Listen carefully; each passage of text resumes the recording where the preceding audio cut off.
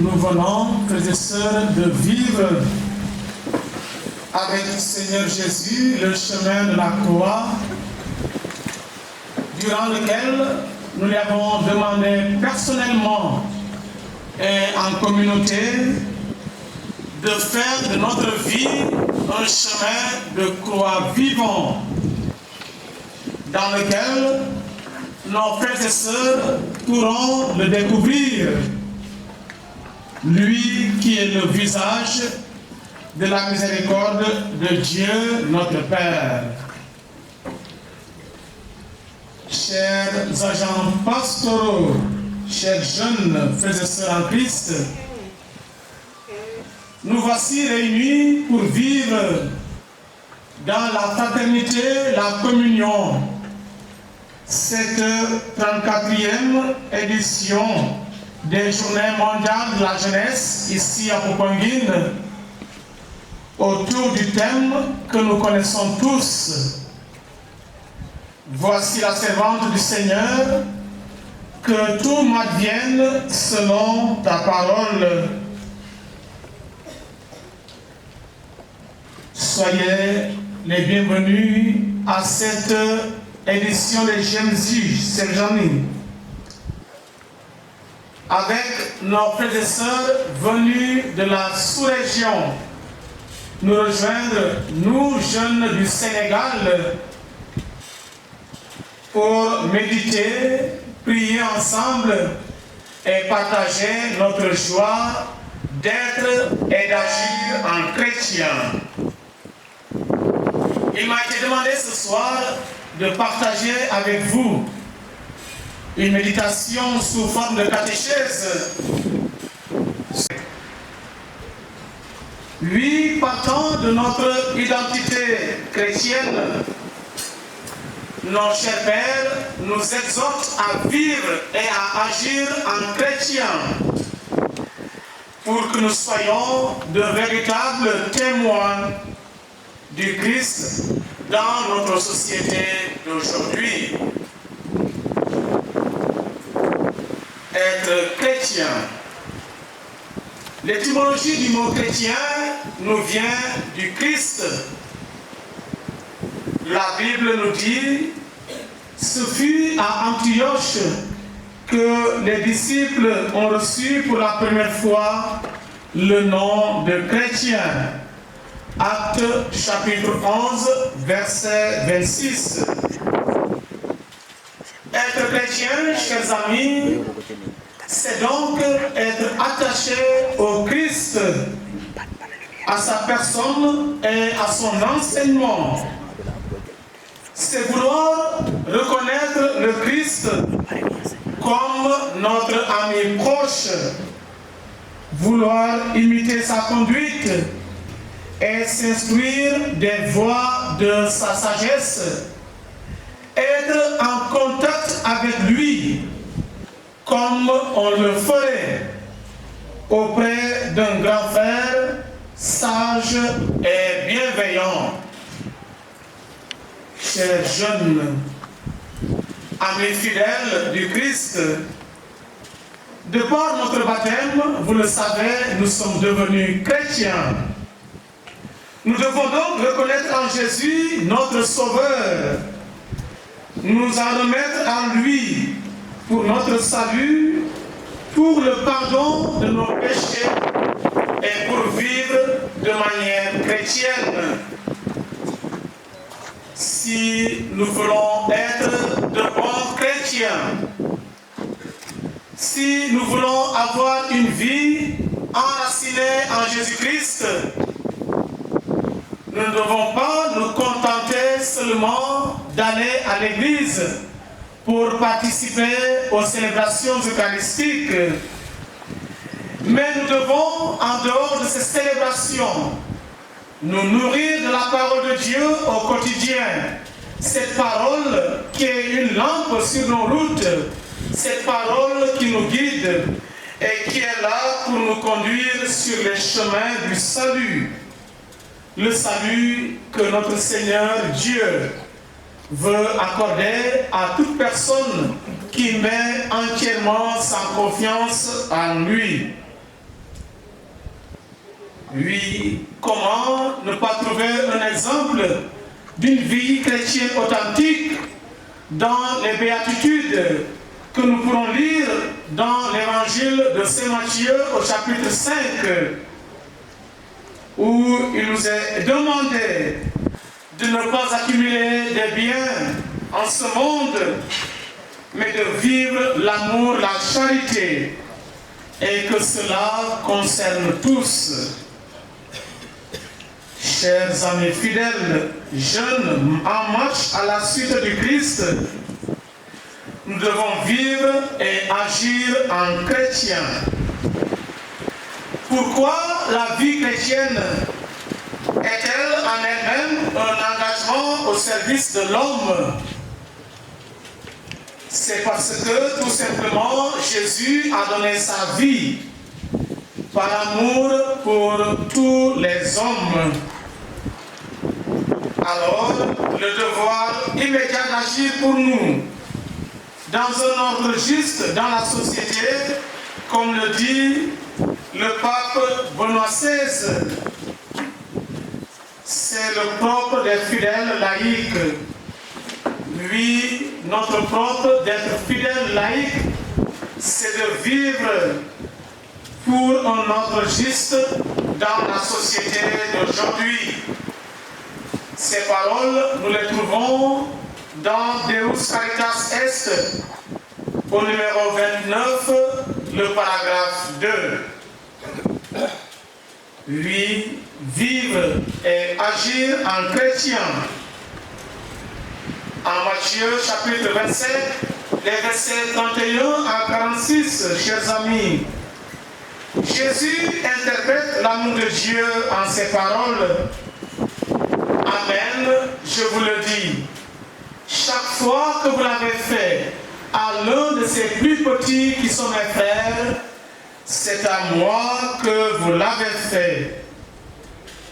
Et à Saint Jacques de renchérir, la foi sans les œuvres est vaine.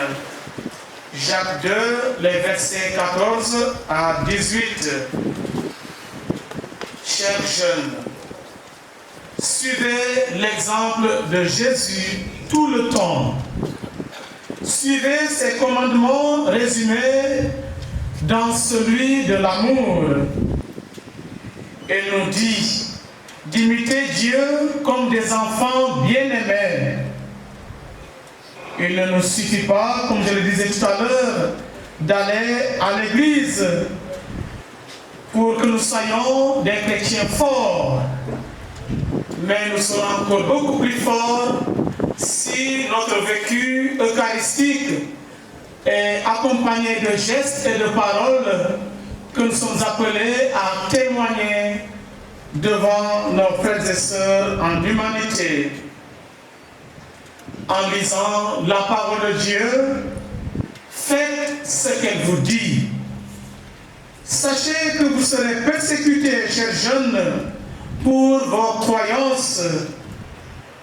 Prenez le temps de la prière efficace et importante. Soyez patients envers vos frères et sœurs.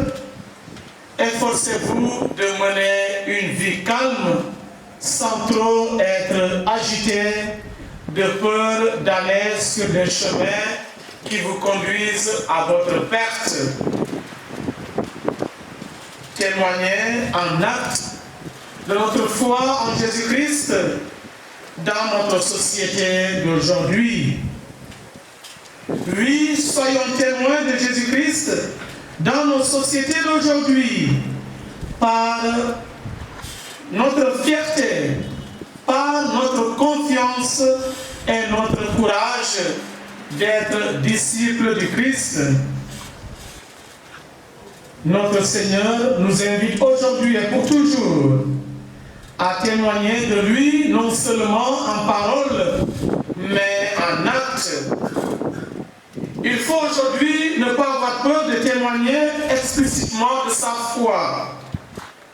Certains affirment que le plus important est le témoignage que nous pouvons donner par notre vie, ce qui est vrai. De fait, le témoignage de la vie est capital, mais il ne suffit pas. Il faut que nous puissions confesser celui en qui nous croyons, que nous puissions nommer la source d'eau vive dont l'eau irrigue nos vies. Il faut que nous puissions rendre compte de l'espérance qui est en nous, comme nous le demande l'apôtre Saint-Pierre dans sa première lettre, au chapitre 3, verset 15. La parole de foi que nous professons sera plus aisée pour nous aujourd'hui si nous sommes plus assurés dans une intelligence de la foi, plus sereins, moins troublés par nos questions, des critiques ou des remises en cause. D'où l'importance pour nous aujourd'hui de nous laisser former comme nous le faisons ce soir. D'où l'importance pour vous d'entrer dans les profondeurs des Écritures et de les scruter. Une foi qui grandit dans son intelligence est une foi qui est plus aguerrie pour le dialogue avec les autres. Enfin, notre témoignage en acte à la parole doit être jointe l'action. Nous appartenons à une génération qui est très sensible au témoignage de la vie, au lien entre ce que l'on dit et ce que l'on vit. Et le pape VI a dit que, je le cite, notre époque était plus sensible aux témoins qu'aux maîtres, et que si elle était sensible aux maîtres, c'est parce que ceux-ci étaient aussi des témoins. Audience générale du mercredi 2 octobre 1974. Chers amis fidèles, on ne peut être les témoins de l'amour inconditionnel du Seigneur pour tout homme sans vivre nous-mêmes de l'amour de Dieu. Ce qui est au cœur du message du salut dont nous avons à témoigner, ce sont l'amour de Dieu, sa bonté, sa compassion pour l'homme. Alors, soyons des modèles d'amour fraternel et de charité quotidienne. Que faisons-nous de nos frères et sœurs, chacun et chacune, concrètement là où nous sommes, en fonction de nos possibilités et de nos disponibilités, en paroisse, en famille, dans nos milieux de vie, de travail, dans nos écoles? Que faisons-nous pour témoigner de l'amour du Christ? Il y a beaucoup de choses à faire. Il y a quelque chose à faire. Et n'oublions pas finalement que seul l'amour que nous aurons pour les autres pourra toucher le cœur. Finissons par demander au Seigneur de nous aider à être aujourd'hui témoins de sa parole et de sa miséricorde, comme il l'a dit à ses disciples après sa résurrection, qu'ils disent à chacun et à chacune de nous ce soir: va de toutes les nations, fais des disciples, témoigne de la foi au baptême que tu as reçu, apprends à garder les commandements, sois un vrai témoin de ma parole. Oui, Seigneur, ouvre nos yeux sur l'urgence de la mission et l'immense soif de nos contemporains. Fortifie nos cœurs hésitants, inspire nos paroles et guide nos pas. Sainte Vierge Marie, Notre-Dame de la Délivrande, inspire-nous ton zèle et fais de nous de vrais témoins de l'amour de Dieu pour tous les hommes et les femmes de notre temps, aujourd'hui et pour les siècles des siècles. Amen. Oh,